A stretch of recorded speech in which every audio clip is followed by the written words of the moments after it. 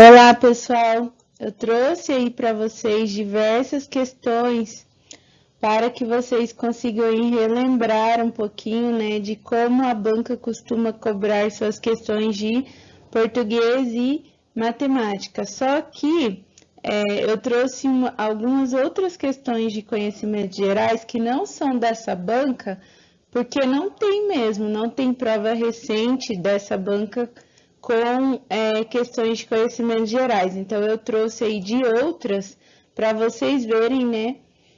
E para vocês lembrarem ou ficarem aí atualizados de algum assunto que pode aparecer na prova de vocês, né? Então, a gente tem aqui um texto de língua portuguesa, né? Sinais da velhice, quando a moça dá lugar no ônibus. Ando de ônibus, é o meu meio de transporte favorito. Aprendo nas viagens, leio, não preciso de tecnologia para encontrar um ônibus que me leve ao destino.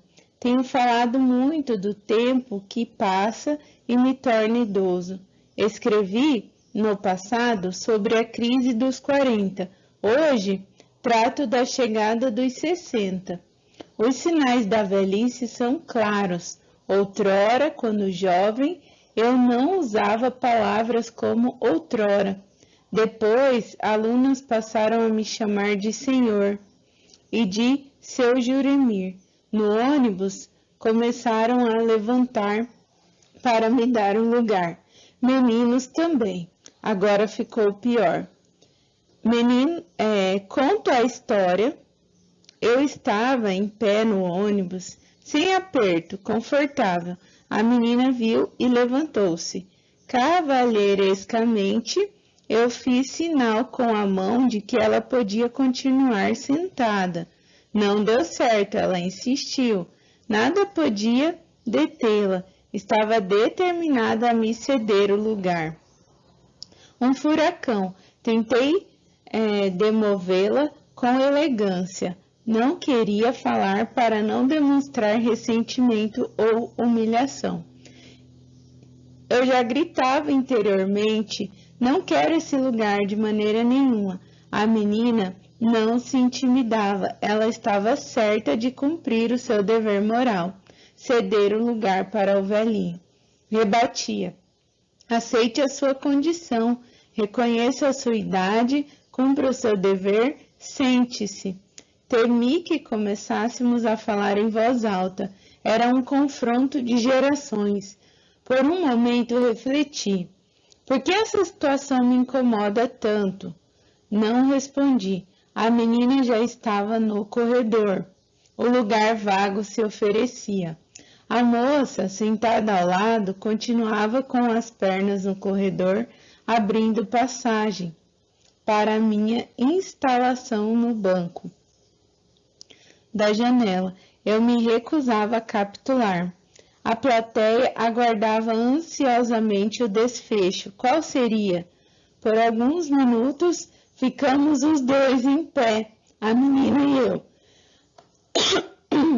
Sem nos olharmos, foi um longo, breve momento de tensão. O acaso entrou em campo para resolver o impasse. Alguém se levantou no outro lugar para descer, corri para o novo banco disponível. Era uma questão de honra, fui salvo pela sorte. A menina ficou em pé, não voltou para o seu lugar. O banco permaneceu vazio até que uma jovem senhora o ocupou. O tempo passou, meus cabelos brancos me denunciam. O menino que eu sinto dentro de mim já não convence, visto que de fora sou um velho. Preciso urgentemente me acostumar com essa ideia. O tempo de viajar em pé no ônibus passou para mim, salvo em casos de falta de educação. O meu problema, porém, é o contrário. Então, aqui, eles trouxeram, né, um texto narrativo que fala aí, né, o narrador conta que ele não gostaria, né, de estar aparentando a idade ali, porque ele se sentia ainda um menino, mas a sociedade, as pessoas já viam ele, né, como um velho, como um idoso, né? E ele se incomodava com aquilo. Então, é um texto narrativo. A banca ela pode perguntar para vocês que tipo de texto, que eu já falei para vocês, nesse caso aqui, um texto narrativo, mas pode trazer um texto dissertativo, um texto injuntivo e pedir ali que tipo de texto que é. Mas aqui tem duas questões, eu acredito, de interpretação textual e outras questões de gramática, né? Considerando a interpretação do texto, assinale a alternativa correta. Durante a vida do narrador, ele nunca sentiu dificuldade em aceitar sua idade, exceto com a chegada dos 60 anos. Ele não fala isso, né? Que ele nunca sentiu dificuldade ali de aceitar a idade dele. É possível afirmar que os meninos não costumam ceder lugar no ônibus para as pessoas idosas? Não é possível afirmar isso, e até o próprio narrador fala, né, que até os meninos começaram a ceder lugares aí no ônibus. As pessoas nos ônibus esperam que os mais jovens não cedam seus lugares no ônibus. Quando isso acontece, surpreende a todos? Pelo contrário, né? A gente espera que os mais jovens cedam aí os lugares no ônibus. Para o narrador, aceitar o lugar da menina do ônibus seria assumir a velhice, e isso o incomodou a ponto de discutir em voz alta com ela. Ele não chegou a discutir em voz alta com ela, né? O narrador se sentou quando outro banco vagou, a fim de demonstrar que não cederia a gentileza da menina, que ofereceu seu lugar, pois ceder seria uma forma de assumir a velhice aí, algo que o incomoda. Isso sim, né? Quando houve ali um outro lugar vago, ele correu para se sentar ali, e ele até mesmo fala, né? Se sentindo ali mais confortável em sentar em outro lugar do que sentar no lugar que a menina tinha cedido, porque essa questão da idade o incomodava, né? Então, essa aqui é uma questão de interpretação textual, é bem comum aí nas provas dessa banca, pessoal. Aqui a questão 2 também é de interpretação. Em relação ao texto, é correto afirmar que os verbos que estão no tempo presente, no último parágrafo, são utilizados para indicar ações e sentimentos que o narrador vive no momento atual? Sim, né? Os verbos no tempo presente são para indicar aí sentimentos que ele vive no momento atual. A utilização de períodos mais curtos, como na sequência era uma questão de honra, foi salvo pela sorte, a menina ficou em pé, não voltou para o seu lugar, serviram para evitar o uso de conectivos de adição, tais como além disso, também, os quais não são comumente aí utilizados em crônicas. Ele usou a pontuação ali, pessoal, para que o texto tivesse essa pausa mesmo ali, para que fosse lido, né, calmamente ali com as pausas. Então, essa aqui está incorreta. A linguagem não pertence ao padrão culto na maior parte do texto. Pertence, né? A gente observa ali que o texto ele possui ali um padrão culto. O eu lírico não considera o ato de ceder o lugar no ônibus algo educado, tanto que isso aborreceu? Não, ele fala até que é algo educado, né? Que a menina havia feito aquilo ali por educação. Então, essa aqui também está incorreta. Essa aqui também está incorreta, né? Que ele usou ali um padrão culto. Trata-se de um texto com sequências argumentativas? Não é um texto argumentativo, ele é um texto narrativo. Então, aqui vocês já eliminam. Alternativa correta aqui, a letra A. A palavra destacada no trecho, a moça sentada ao lado, continuava com as pernas no corredor, abrindo passagem para minha instalação no banco da janela. Eu me recusava a capitular. A plateia aguardava ansiosamente o desfecho. Pode ser substituída sem alteração de sentido? Então, essa palavra aqui, capitular, a palavra destacada no texto, essa aqui, capitular, pode ser substituída sem alteração de sentido, ou seja, o sinônimo de capitular. O sinônimo de capitular é se render, né? Ceder. Então, ali ele estava falando sobre ceder ali, que ele se recusava a ceder, beleza?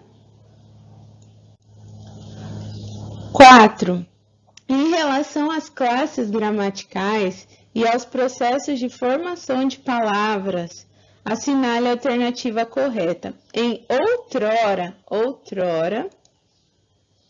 quando jovem, eu não usava palavras como outrora.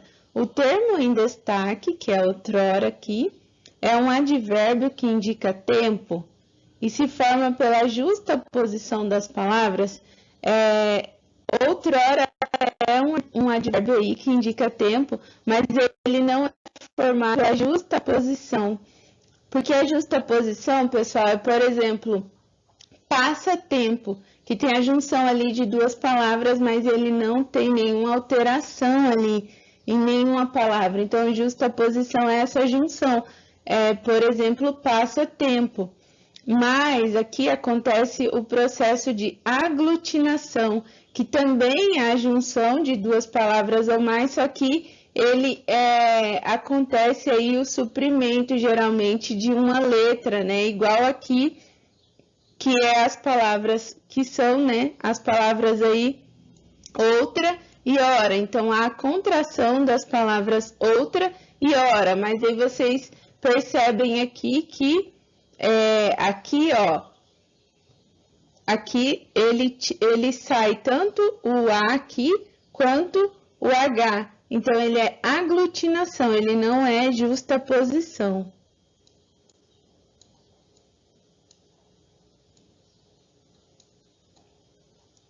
Essa caneta aqui é ruim para escrever. Mas é aglutinação nesse caso, tá? Quando ele suprime aqui, uma letra ou o final aqui de uma palavra e junta com a outra, é aglutinação. A justaposição, ele só junta mesmo ali, que ocorre, né, a junção como a palavra passatempo, beleza? Então, essa aqui está incorreta só por causa disso, porque ele é um advérbio de tempo. A menina viu e levantou-se cavalheirescamente. Eu fiz sinal com a mão de que ela podia continuar sentada. O termo destacado é um adjetivo? Não, aqui, pessoal, é um advérbio de modo, olha. Como ela se levantou? Ela se levantou cavalheirescamente, então não é um adjetivo, tá? Essa aqui também está incorreta. Preciso urgentemente me acostumar com essa ideia. O termo destacado, que é urgentemente aqui, funciona como advérbio de modo e se forma pelo processo de sufixação. Aqui é um advérbio de modo. Deixa eu só confirmar aqui. Advérbio de modo. E aqui ocorre, né, no processo de sufixação, que aqui a gente tem, né, o sufixo mente aqui acrescentado. Então, é sufixação e é um advérbio de modo. Alguém se levantou noutro lugar para descer, a palavra destacada é um pronome demonstrativo. Essa palavra aqui, pessoal, ela é realmente a junção, né, da preposição em com o pronome outro, mas ela não é um pronome demonstrativo, tá? Então, essa aqui também está incorreta. Em ceder o lugar para o velhinho, ó, velhinho, o elemento em destaque é um substantivo, o velhinho é um substantivo, formado pela derivação parasintética? Não, porque a gente tem aqui velhinho, olha.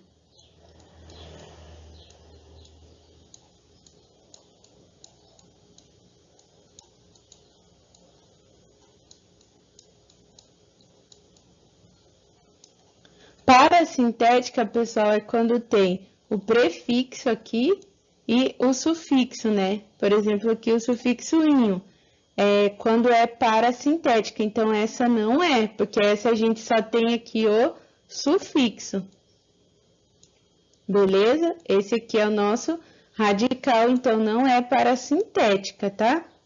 Essa aqui também está incorreta. Então, parasintética, ele tem o prefixo e o sufixo. A aglutinação, ele junta, mas ele tira ali, geralmente, a última letra ali, quando faz a junção de duas palavras ou mais. A justaposição, ele só junta, que eu expliquei para vocês. Aqui não é adjetivo, né? Ele é um advérbio aqui terminado em mente, um advérbio de modo. Essa aqui também está incorreta. Aqui também esse neutro não é um pronome demonstrativo, mas ele é aí a junção, né? A aglutinação, olha, da preposição em com o pronome outro, tá? Então, essas daqui estão incorretas, e a única que a gente tem correta aqui é a alternativa letra C, beleza? Esse tipo de questão aqui, pessoal, ele é um pouco mais complicado e ele cai muito aí nas provas dessa banca. Ela gosta de cobrar esse conteúdo aí de formação de palavras, beleza? Agora a gente vai ver aí questões de raciocínio lógico matemático. Para celebrar o aumento nas vendas de uma loja atacadista, o gerente decidiu dividir aí 12 mil entre 8 funcionários, né, contratados da loja. Então, entre 8 funcionários. Todos eles, né, receberiam a mesma quantia em dinheiro. O dono da loja, ao ficar ciente da decisão do gerente, resolveu acrescentar mais 3 mil. Então, aqui ficou mais 3 mil, ficou 15 mil do valor original, do valor inicial. Além dos 8 funcionários, eram 8 funcionários, ele incluiu aí mais 4. Então, aqui foi para 12, né? Eram 8, foi para 12, porque ele adicionou aí mais 4 estagiários da loja, sendo que novamente a quantia foi dividida igualmente entre o total de funcionários contratados e estagiários. Com a decisão do dono da loja, como a decisão do dono da loja foi executada, se compararmos a quantia em dinheiro que um dos funcionários contratados receberia na partilha do valor inicial com a quantia que esse funcionário recebeu após a nova partilha, com o adicional proposto pelo dono da loja, então esse funcionário recebeu aqui o valor, na primeira partilha ali, pessoal, o valor seria aqui é 12 mil, tá? 12 mil. Dividido por 8 seria aí 1.500, que cada um receberia, né? Com a nova composição ali, que ele aumentou, acrescentou mais 3 mil, ficou aí 15 mil reais. Só que ele acrescentou também mais 4 estagiários, então foram 12 aí no total. Então, a gente tem aqui 15 mil dividido por 12, é igual a 1.250. Então, a gente vê aqui nas alternativas, olha. 250 a mais do que receberia na divisão inicial? Não, né? Não é a mais. 500 reais a menos? Não também, né? A mesma quantia que receberia na divisão inicial? Não é a mesma quantia. 250 reais a menos aí do que receberia na divisão inicial? Sim, né? Porque a gente tem aqui 1.500 menos 1.250 aí. A diferença aqui é 250 reais. Então, na divisão inicial, ele receberia 1.500. Como houve a mudança ali, recebeu 1.250. Então, é 250 aí a menos. 500 reais a mais do que receberia na divisão inicial? Não, né? A gente tem aqui a alternativa letra D. Uma determinada máquina industrial despeja por minuto 2 litros de uma solução aquosa em um reservatório com determinada capacidade em 1 hora e 40 minutos. Então, ele despeja aí 2 litros num reservatório aí com a capacidade de 1 hora e 40 minutos. O tempo que essa máquina levaria para despejar 2,5 litros aí dessa mesma solução aquosa por minuto, mantida a capacidade do reservatório, é igual a... Então, aqui a gente não sabe, né? Como ele pede em minuto, pessoal, então ela despeja aí 2 litros em... Aqui 1 hora e 40 minutos é igual a 100 minutos, né? Porque 1 hora a gente tem 60 minutos mais 40 aí. Então, aqui é igual a 100, porque ele quer saber em minuto. Então, a gente tem aqui 100 minutos. Ele diz, pessoal, que a capacidade, ela permanece. Ou seja, o que vai acontecer aqui nessa questão? Ele vai começar a despejar uma quantidade maior de líquido. Ou seja, se ele vai despejar uma quantidade maior de líquido, esse tempo aqui vai diminuir, porque ao invés de 2 litros ali, dessa solução, será 2,5 litros. Então, esse tempo aqui, ele vai diminuir. Aqui, ele aumenta, mas aqui, ele diminui, tá? Então, a gente tem aqui 2,5 litros e a gente não sabe aqui o tempo. Só que esse tempo, como a quantidade despejada, ela aumentou, aqui vai diminuir o tempo, beleza? E o que acontece nesse tipo de questão que é muito comum aparecer em provas de concurso, pessoal? São questões aí que aparecem demais, porque vocês vão fazer a regra de 3 inversa, vocês não vão fazer aquele cálculo lá da regra de 3 assim, que você faz 2x igual a 2,5 vezes 100 aqui, que dá... Você aumenta aqui, ó, dá 250. Porque você colocaria a vírgula aqui e como a gente teria o zero aqui depois da vírgula, então ficaria 250. Vocês não vão fazer assim, pessoal. Por quê? Porque ele não vai aumentar a quantidade de minutos, ele vai diminuir. Então, vocês não vão fazer a regra de 3 normal ali, vocês vão multiplicar diretamente, ó.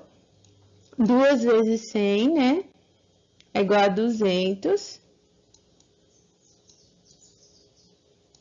E aqui, 2,5x. Só que vocês já podem calcular direto também, né? Então, a gente tem aqui 200, né? E o 2,5 aqui, a gente passa para cá para dividir. 200 dividido por 2,5 é igual aí, é igual a 80. Então, toda vez que aparecer em prova de concurso esse tipo de questão, que é muito comum, pessoal, aparece demais.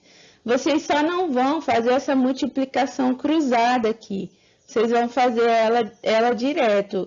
2 litros, né? Vezes 100 minutos aqui. E 2,5 litros, x, porque você não sabe esse tempo aqui, você quer descobrir.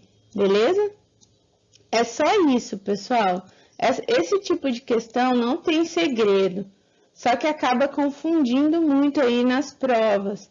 Aí, como aqui o nosso x deu 80, então aqui a gente tem o quê? 80 minutos, né? O nosso x aí vale 80 minutos. 80 minutos corresponde a 1 hora e 20 minutos. Então, se ele aumentasse aqui a quantidade de litros, ele despejaria aí em 1 hora e 20 minutos, beleza? É só isso, pessoal. Esse tipo de questão aparece muito em prova, então vocês já aprendam aí para outras provas também que vocês podem aí prestar concurso, beleza? Ao realizar uma prova de um concurso público, João respondeu 15 questões, então a prova tinha 15 questões. Os critérios de classificação e correção desse concurso são assim, né? Cada vez que um candidato responde corretamente a questão, ele recebe 10 pontos. Então, é 10 pontos aí no acerto. E cada vez que o candidato erra a questão ou deixa sem resposta, ele perde 6. Então, ele perde 6 aí quando ele erra. Para ser aprovado e realizar a segunda etapa do concurso, cada candidato deve pontuar no mínimo aí 70 pontos nessa prova, né? No dia do resultado de sua nota, João verificou que acertou 60% do total de questões da prova. Dessa forma, é correto afirmar que, então, ele acertou aí 60%. Eram 15 questões, ele acertou 60%. 60% de 15, pessoal, é igual a 9. Como que eu faço isso mais rápido assim, para eu saber quanto que é 60% de 15? Eu vejo primeiro quanto que é 60% de 10, eu sei que é 6, né? 60% de 10 e 60% de 5, como é a metade aí de 10, então eu sei que é 3. Geralmente eu faço assim porque eu consigo de forma rápida aí saber o valor aí que corresponde ao percentual. Então, 60% de 15 são 9 questões. Então, ele acertou aí 9 questões. Como ele acertou 9, cada questão aí valia 10 pontos, né? Cada acerto, 10 pontos. Então, ele conseguiu aqui 90 pontos. Só que ele errou 6. Ele errou 6. E cada erro, né, tirava dele aí 6 pontos. Então, ele conseguiu ali 90 pontos menos 6 vezes 6, né? Porque ele errou 6. E ele perdia 6 pontos aí de cada questão. Então, 6 vezes 6 igual a 36. Então, 90 menos 36.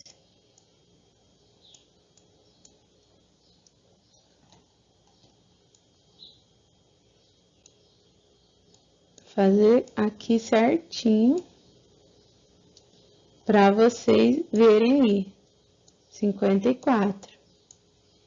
Então, ele fez aí 54 pontos. Vamos ver ali nas alternativas. Ele foi aprovado para a segunda etapa do concurso com nota igual a 80? Não. não foi aprovado. Ele errou aí ou deixou de responder, né? 9 questões dessa prova? Não. Ele não deixou de responder 9. O que ele fez? Ele acertou 9, né? Então, essa aqui também está incorreta. Ele foi reprovado nessa prova, acertando exatamente 7 questões? Não. Ele acertou 9 questões, que a gente já viu aí, né? Caso ele tivesse acertado mais uma questão da prova, então ele teria sido aprovado para participar da segunda etapa. Vamos ver, né? Ele acertou 6 questões da prova? Não, ele acertou 9, né? A gente já viu aí. Então, essa alternativa aqui, letra D, ela diz que se ele tivesse acertado mais uma, então ele teria sido aprovado. Vamos ver. Então, se ele tivesse acertado 10, ele teria ali 100 pontos. Se ele tivesse acertado 10 questões, ele acertou 9, né? Se ele tivesse acertado 10, ele teria 100 pontos. 100 pontos. E ele teria errado quantas? Ele teria errado 5. Então, 5 vezes 6, né? Porque a cada erro perdia 6 pontos. Então, 5 vezes 6 igual a 30.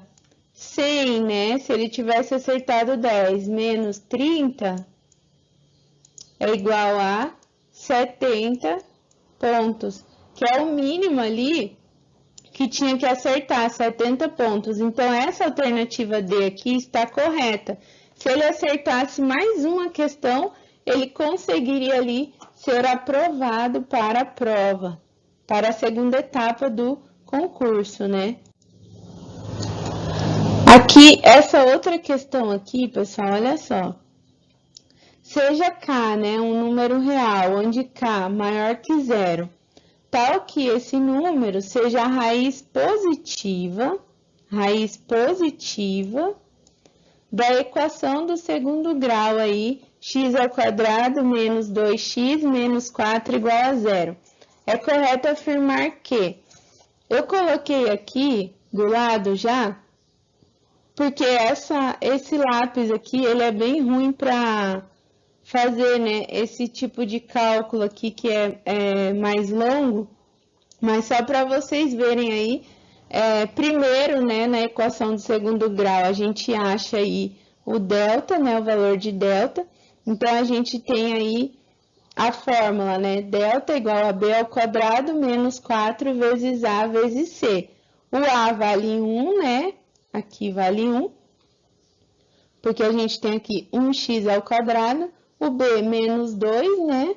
E o c aqui vale menos 4. Então, aqui a gente faz a substituição, né? Do b ao quadrado menos 4 vezes a vezes c, faz a substituição.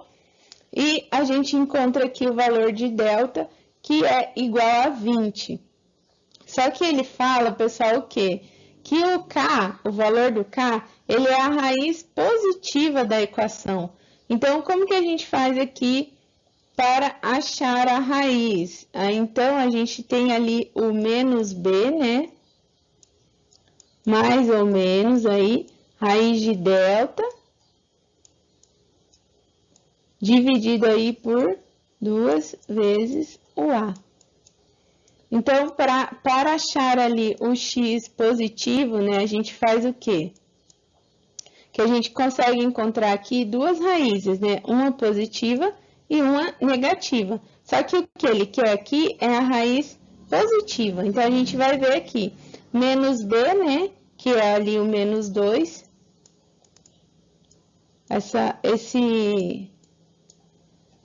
Esse lápis aqui é muito ruim de escrever, por isso que eu já deixei aqui menos 2, mais, né, raiz de delta. A raiz de delta aqui não é exata, pessoal, ó, é a raiz de 20, né? A raiz de 20 é igual a 4,48 ou 4,47 aí.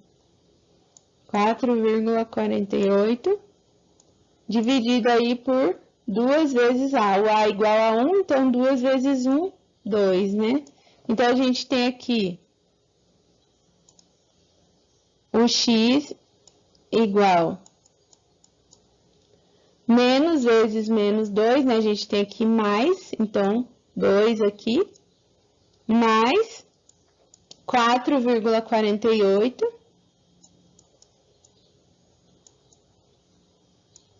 dividido por 2. Vai ficar aí o x igual a... É muito ruim fazer com isso aqui. 6,48. Que a gente soma aqui 2 mais 4,48, então a gente tem 6,48 dividido por 2. Então, a gente tem aqui o x é igual a 3,24. É isso mesmo, 3,24. Então, vamos ali às alternativas. A raiz positiva aí é 3,24, né? Então, K é um número inteiro e par? Não. K é um número natural divisor de 50? Não, também, né? K é um número irracional menor que 4? Sim. Irracional aqui, pessoal, é essa raiz aqui de 20 que ela não dá exata, então a gente consegue encontrar duas raízes, né? Que é essa quando a gente faz com o mais aqui e com o menos. Só que ele quer saber a raiz positiva, então foi o que a gente fez aqui e encontrou 3,4. Ele é um número irracional menor do que 4 aqui. Então, essa alternativa aqui está correta. K é um número natural e ímpar? Não. K é um número racional e múltiplo de 5? Não, também. A nossa alternativa correta aqui é a letra C, beleza? Vemos agora essa questão aqui de lógica. Considere cada uma das afirmações a seguir. Se eu não for almoçar, então termino o meu relatório. Se eu for almoçar, então não pago a minha conta no banco. Sabendo que a conta foi paga, é correto afirmar que. Então, aqui ele diz na alternativa, aqui na questão, na questão que a conta foi paga. Então, aqui, se eu for almoçar, então não pago a minha conta no banco. Como ele pagou a conta foi paga, então o que aconteceu aqui? Não almoçou, né? Então, não almoçou. Não almoçou.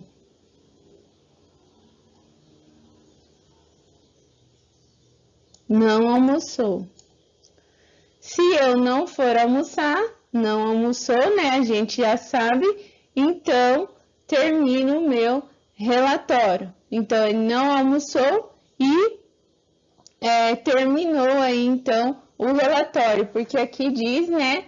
Se eu não for almoçar, termino o meu relatório. Então, não almoçou e terminou o relatório. Vamos ver aqui nas alternativas. Eu fui almoçar? Não foi almoçar, né? Então, essa aqui tá incorreta. Eu fui almoçar, não foi, né? Não fui almoçar e terminei meu relatório? Sim, né? Não almoçou e terminou aí o relatório. Eu não fui almoçar e não terminei o relatório? Não, terminou. Terminou o relatório, né? Se não pago a minha conta no banco, então terminei meu relatório? Não, também, né? Porque se não pagou o boleto, também não teria almoçado, também não teria terminado o relatório. Então, a alternativa aqui que a gente tem para essa questão aqui é a alternativa letra C. Esse tipo de questão aqui, pessoal, pode aparecer aí na prova de vocês, tá? Então, vocês vão fazer aí esse raciocínio lógico mesmo, a partir daí do que é dado na questão. A gente tem aqui essa primeira aqui, que tem duas proposições, né? E essa segunda aqui também com duas proposições. Então, a gente tem aqui duas proposições compostas, né? E vocês vão fazer a análise delas a partir do que a banca te dá aí de informação, a partir do que a questão te dá de informação. Então, aqui eles deram a informação que a conta foi paga. Como ele diz aqui que se eu for almoçar, então não pago a minha conta, se a conta foi paga, né, é porque não foi almoçar, beleza? Então, se não foi almoçar, né, terminou o relatório, beleza, pessoal? Então, não foi almoçar e terminou o relatório. Vocês vão fazer essa análise aí a partir do que a questão te dá ali de informação, beleza? Essas outras questões aqui, elas são de conhecimentos gerais, que eu falei para vocês que eu trouxe, não é dessa banca, tá? Eu trouxe aí mesmo porque eu sei que essas questões de conhecimentos gerais, elas também têm um peso aí na nota, só que não tem questões atuais dessa banca de conhecimentos gerais. Então, eu trouxe uma aqui atual de uma outra banca, né? No Brasil, a estrutura dos poderes é organizada em 3 instâncias independentes e harmônicas entre si: o executivo, o legislativo e o judiciário. Compete ao poder judiciário julgar conforme a lei os conflitos que surgem em sociedade através de diferentes órgãos que objetivam preservar os direitos fundamentais dos cidadãos. Nesse contexto, qual das alternativas se refere ao mais alto órgão do Poder Judiciário, que tem como função fundamental zelar pelo cumprimento da Constituição Federal? Então, esse órgão aí, que é o órgão aí mais alto, né, do Poder Judiciário, que a gente tem aí, é o STF, né, que tem aparecido muito aí nos noticiários. Então, a gente tem aqui o Supremo Tribunal Federal. Beleza, pessoal? A organização política e territorial do Brasil é dividida em unidades federativas, que compreendem os diferentes estados, além do Distrito Federal. Cada uma dessas unidades está distribuída entre 5 regiões e possui características geográficas, culturais e econômicas próprias, o que torna o Brasil um país diverso e multicultural. Nesse cenário, analise as assertivas abaixo. Então, olha aí, a região sul do Brasil é a que possui menos estados, sendo 3 no total, né? Sim. A região nordeste do Brasil é a que possui mais estados? Sim. Entre eles aí Maranhão, Bahia e Rio Grande do Norte, correto. A região sudeste é formada por 4 estados: São Paulo, Rio de Janeiro, Espírito Santo e Minas Gerais? Sim. Exatamente. Então, a gente tem aqui, os 3 itens estão corretos, né? A nossa alternativa aqui é a letra E. Essas 2 questões que eu trouxe aqui, pessoal, só para mostrar para vocês um exemplo mesmo de como é cobrado aí conhecimentos gerais. Só que a banca pode cobrar atualidades, pode cobrar questões históricas mesmo, até do Paraná, ou informações sobre a Sanepar. São conhecimentos gerais, então são inúmeras aí as possibilidades. Eu trouxe essas daqui para vocês porque são questões bem atuais aí de outra banca, né? Mas eu pensei em trazer aí para tentar ajudar vocês mesmo nessa prova. Essa aqui também é uma questão atual, olha. Qual dos seguintes eventos ocorreu na Rússia em março de 2024, envolvendo Vladimir Putin e gerando um impacto direto no cenário político do país, com repercussões significativas tanto nacional quanto internacionalmente. Então, a gente tem aqui as alternativas.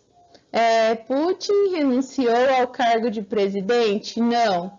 Putin foi reeleito para o seu 5º mandato presidencial, que terá duração até 2030. Sim, ele foi reeleito aí. Putin foi destituído do cargo? Não. Putin desistiu de participar das eleições? Não também. E deu-se início a um processo de impeachment? Não também. Então, a gente tem aqui a nossa alternativa, a letra B. Eles podem perguntar também, pessoal, sobre as eleições nos Estados Unidos, que é bem atual, né?